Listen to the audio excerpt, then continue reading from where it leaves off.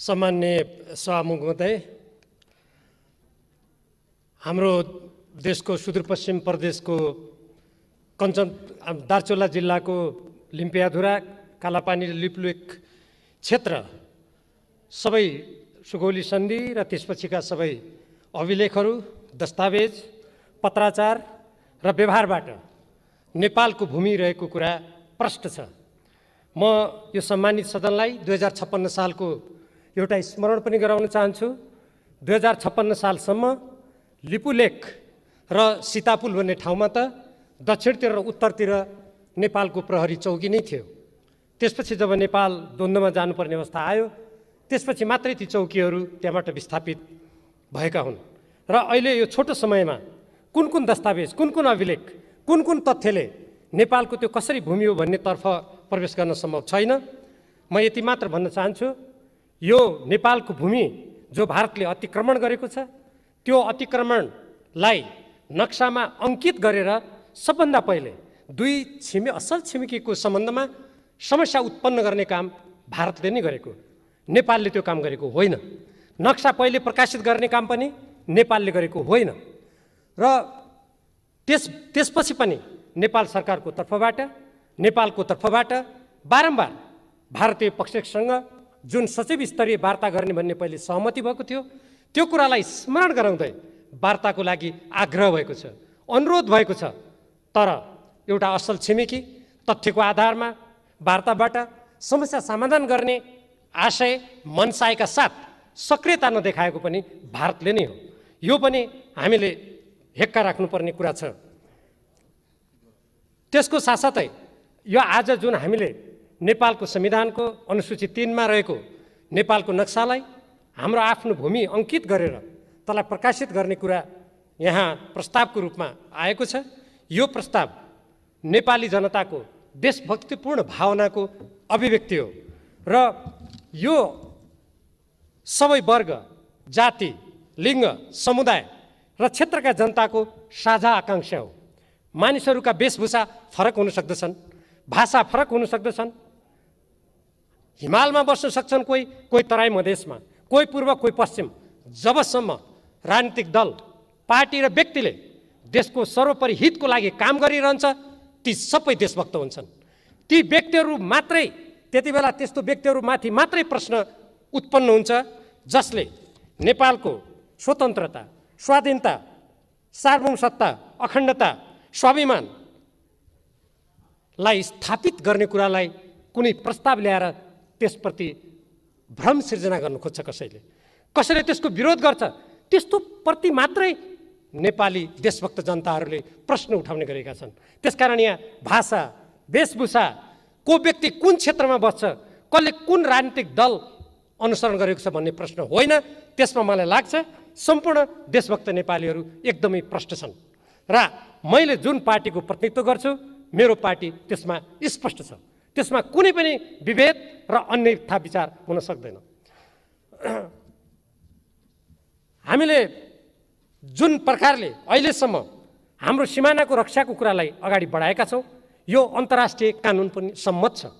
हामीलाई थाहा छ अहिले भर्खरै केही समय अगाडि हाम्रो 10 गजा क्षेत्रमा, सिमानामा हाम्रा प्रहरीमाथि आक्रमण भएको छ।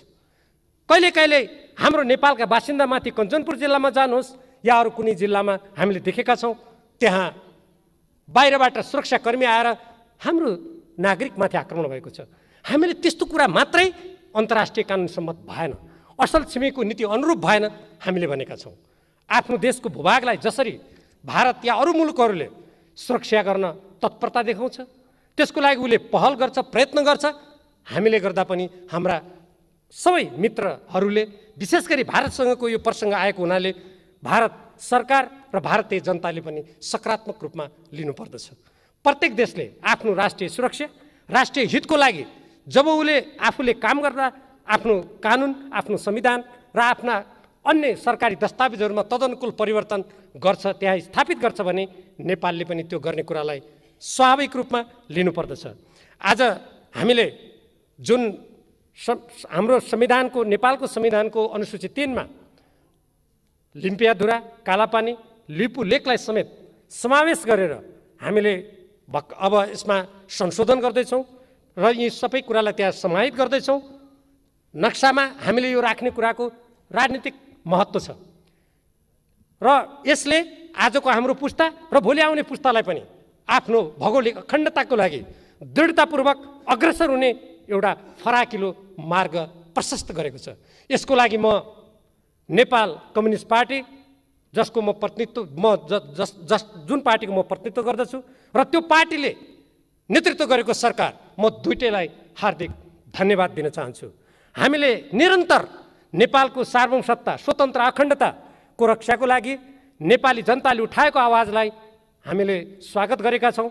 हामीले हाम्रो पार्टीको तर्फबाट, त्यो पार्टीले नेतृत्व गरेको सरकारको तर्फबाट हामीले धन्यवाद दिएका छौँ। आज जसरी सबै राजनीतिक दलहरूको तर्फबाट हाम्रो भौगोलिक अखण्डताको रक्षाको लागि एक आवाज अभिव्यक्त भएको छ, यो हाम्रो राष्ट्रिय आवाज हो र यो राष्ट्रिय आवाजप्रति म व्यक्तिगत रूपमा पनि गौरव महसुस गर्दछु।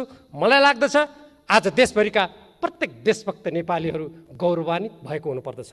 तर हाम्रो अगाडि चुनौती पनि छन्।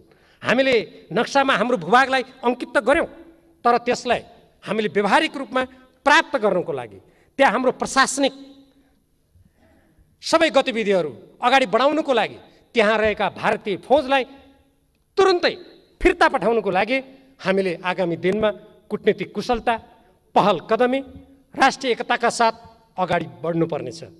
हामीले यस सन्दर्भमा हाम्रा अन्तर्राष्ट्रिय मित्रहरू, अन्तर्राष्ट्रिय सङ्घ संस्थाहरू सबैसँग हाम्रो देशको भावना, हाम्रो राष्ट्रको अखण्डताको लागि हामीले कुन तथ्यको आधारमा, कुन प्रमाणको आधारमा, कुन अभिलेखको आधारमा यी पाइला चालेका छौँ भन्ने कुरालाई बुझाउने गरी, प्रष्ट पार्ने गरी हामीले पाइला पनि चाल्नु पर्दछ। मलाई विश्वास छ नेपाल कम्युनिस्ट पार्टीले नेतृत्व गरेको सरकारले त्यो दिशातर्फ प्रभावकारी पाइला चाल्नेछ।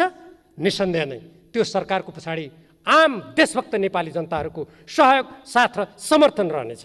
यही सहयोग, साथ र समर्थनको बलमा हामी अगाडि बढ्नेछौँ। कोही कोही मान्छेहरू भन्छन् हामी सानो देश छौँ, ठुल्ठुला शक्ति देशहरू छन्, के भय डर त त्रास त उत्पन्न हुँदैन?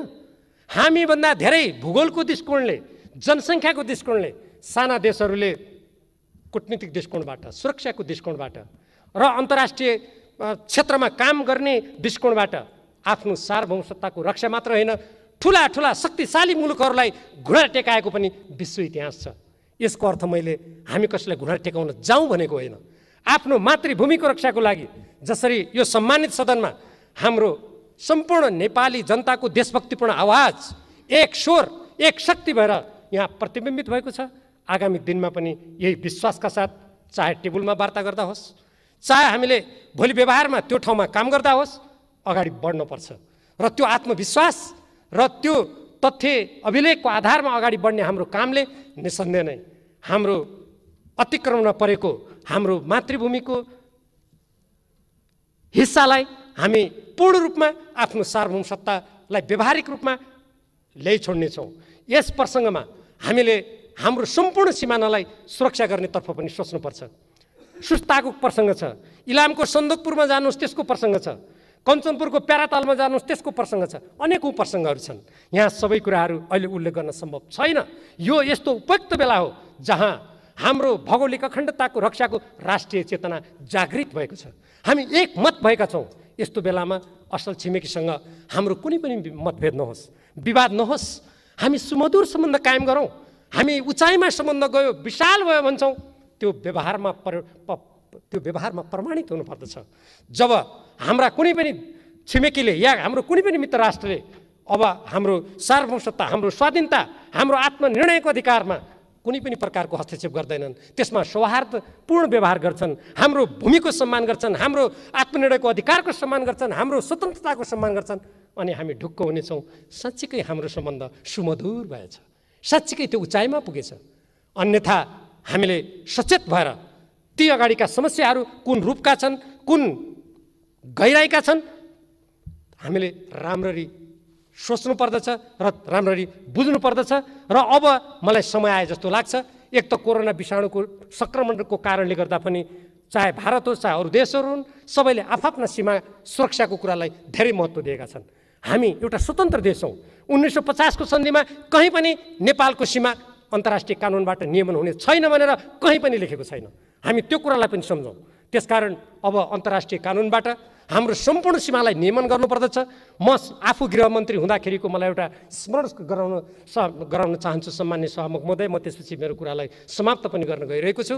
त्यो बेलामा भारतीय पक्षले मैले स्वयं वार्तामा जाँदा भनेको मलाई स्मरण छ, यो हाम्रो सिमाना जुन अन्तर्राष्ट्रिय कानुनबाट नियमन भएको छैन त्यो कारणले तस्करी बढेको छ, यहाँ कतिपय सिमानामा अपराधहरू हुने गरेका छन् भन्ने कुरा उहाँहरूले भन्नुभएको थियो। मैले जवाबमा भनेको थिएँ त्यसो भए हामी हेर्दा उस्तै उस्तै छौँ, हामी अनुहार पनि चिन्न गाह्रो छ।